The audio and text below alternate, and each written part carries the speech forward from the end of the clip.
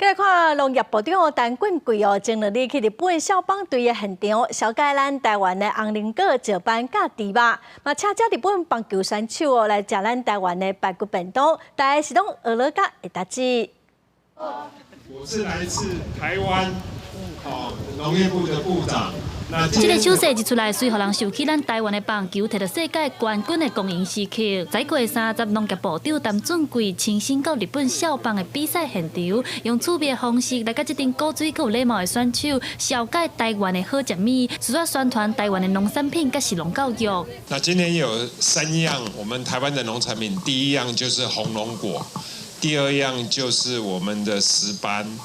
龙虎石斑，第3个就是我们的台湾的排骨便当。谢谢，有，谢谢。介绍台湾农产品结束以后，农业部长随发予日本校棒的选手一人一粒台湾的排骨便当。便当盒仔内面有满满的台湾味，除了有排骨，还有香港的烟肠甲卤卵。家长囡仔是愈食愈煞脆，对台湾的排骨便当是俄罗甲的特质。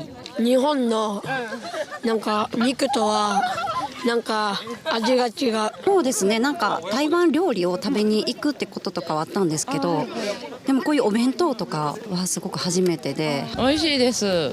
另外，日本伫今年6月正式开放台湾的红菱果进口，嘛伫今年10月开放台湾的石斑卖到日本。台湾若是棒球讲出世界冠军，农产品嘛行向国际舞台。农业部表示，未来会继续推动冷链技术，确保台湾的农产品的好品质，甲台湾的口味分享给全世界。记者林秀凯第2选柯敏哲综合报道。